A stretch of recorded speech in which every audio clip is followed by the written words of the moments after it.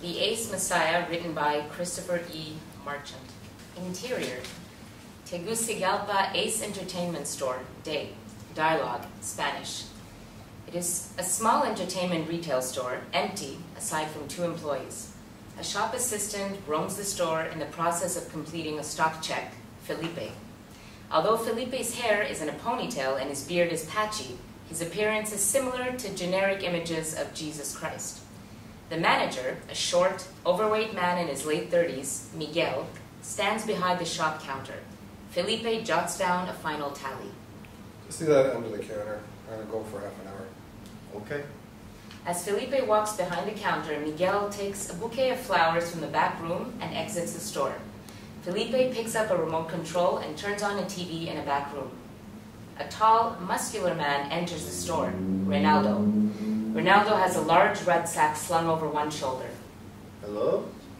Ronaldo nods to Felipe before snatching up CDs, DVDs, and video games, seemingly at random. Felipe looks from the TV to Ronaldo as he dumps his selection onto the counter. Wow. It's my payday.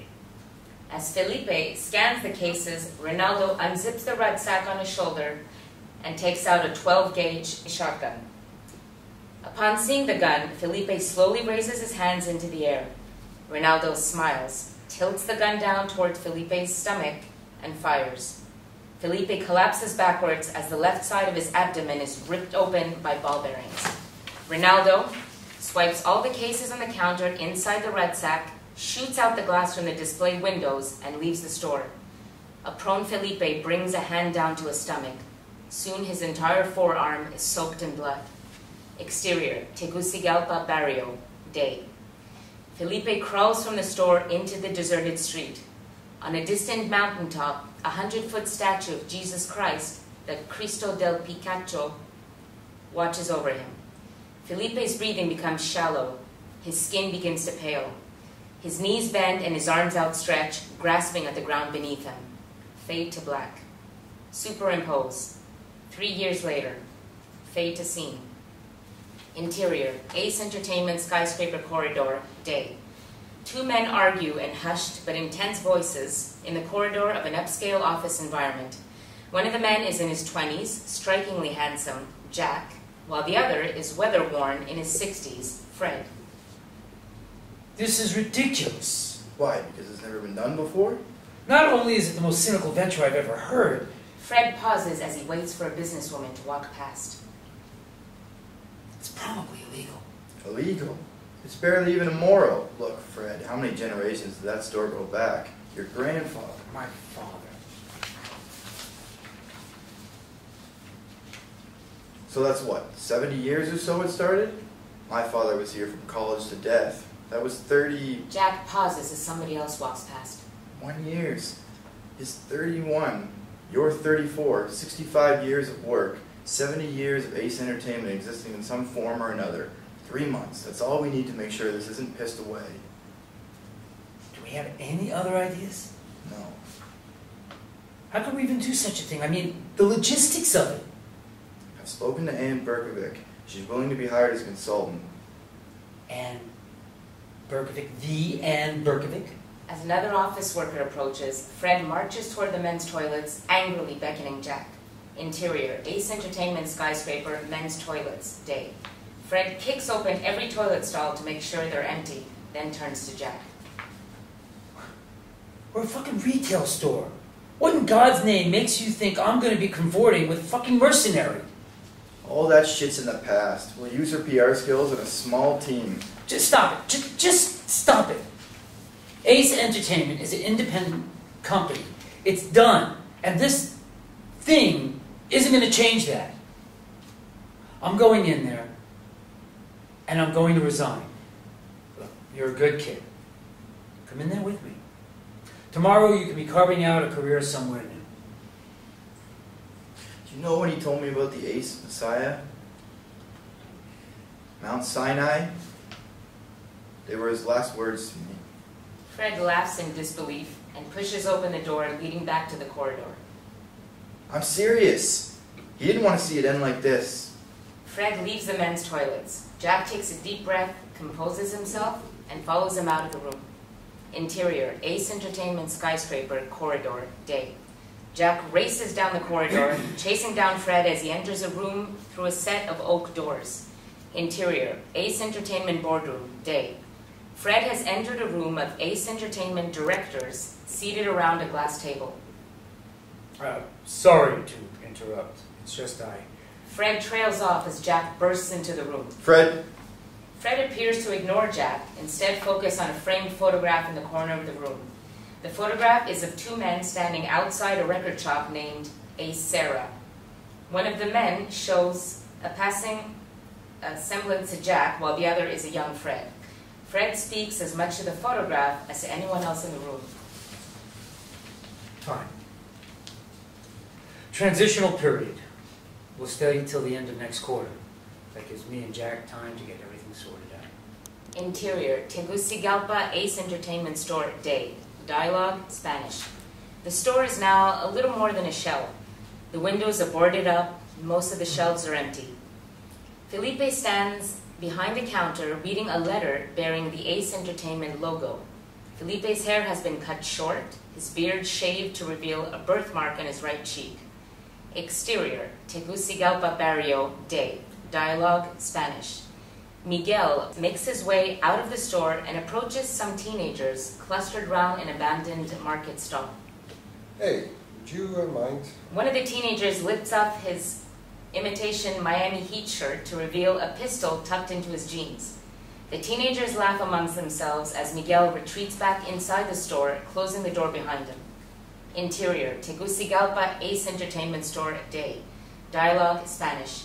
Miguel, still flustered, moves behind the counter. Well, they said they weren't doing anything to me, and I can't argue with that. An astounded Felipe looks up from the letter. Ace Entertainment wants me to go to New York. Like, tomorrow. What? Felipe holds out the letter. As Miguel takes it and reads it, Felipe turns up the envelope the letter arrived in. A passport, flight ticket, and $2,000 bundles fall out. Holy shit. Miguel picks up the dollar bundles and flicks through the bills. There's $2,000 here. How did they get me a passport?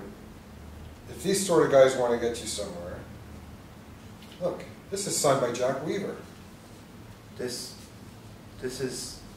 What do they mean by marketing campaign? I don't know. Maybe it's to do with what happened to me. You think you're up for this? I don't know. I'm still... Hello, sir. Can I see your ticket, please? Would you like to have a wake-up call in the morning? They'll translate for me. What? In the airport? In the hotel? You really think you're up for going to New York, meeting CEOs on your own? You never even left Honduras. I've got to do this. Okay, but I'm store manager. I think I should go with you. You piece of shit. You just want a free holiday in New York, don't you? I say free. The only way you'll be buying a ticket is through my spending money. A free holiday. Do you honestly know what this letter is about? No? Well, neither do I. But they sent you thousands of dollars and a passport, so I would guess it's pretty fucking important. And if I were in your position, going into something like this, which I knew nothing about, I would want someone who had my back. Someone who wanted to help me succeed. You'd be leaving the store empty for 3 days. I'd lock the door. You only have to leave it empty for half an hour. What are we going to do in half an hour? I know, I used to... We can go see El Greco. I will get one of his guys to guard the store. You know El Greco? Miguel picks up the $1,000 bundles and walks to the door. Upon seeing that the teenagers have moved elsewhere, Miguel turns back to Felipe. If we're going to get someone for tomorrow, we need to go now. To see El Greco. It's either meet him or stay here on your own. Felipe takes a padlock and chain from under the counter and walks to the door, moving past his pre-shooting image framed in an Employee of the Month photo on the wall. Interior. El Greco's place, day. Dialogue, Spanish. Two gangsters, one wearing a bandolier and the other in combats, watch TV in the corner of a sparse room.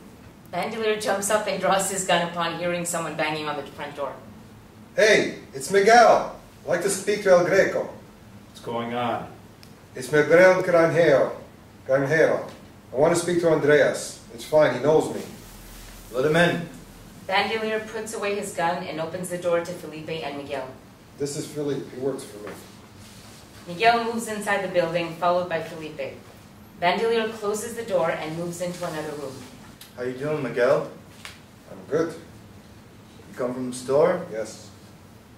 How'd you get here? Walked. Long way to walk. Should have driven or taken the bus, eh? Bandelier reappears alongside a craggy man in his 60s, El Greco. Greco, how are you, my good man? What are you doing here? Well, something very interesting has happened. Ace Entertainment HQ have got in touch with the store. Long story short, me and Felipe are going to meet some millionaires. Holiday in New York for 3 days. Good for you. So the store's going to be empty for 3 days. You know how things get in the barrio. I was wondering if I could hire one of your guys, guard until we get back. I think they may cost you a little too much, you know. Ace Entertainment sent $2,000. Cash. Combats turns around. Check. Combats returns to watching TV. El Greco smiles to himself. I'll get you a guy. You tell me if you think he's the man for the job. Excellent, thank you. Didn't need to say that, I know these guys.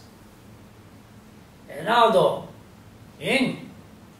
Bandelier nods and disappears through the opposite door. How do you know where to find me? Alicia mentioned it. It must have been, what, 3 years ago? Yeah. Ronaldo, now in his mid-30s, walks through the door. As soon as Felipe sees him, his eyes bulge wide. Hey, Felipe sprints for the exit.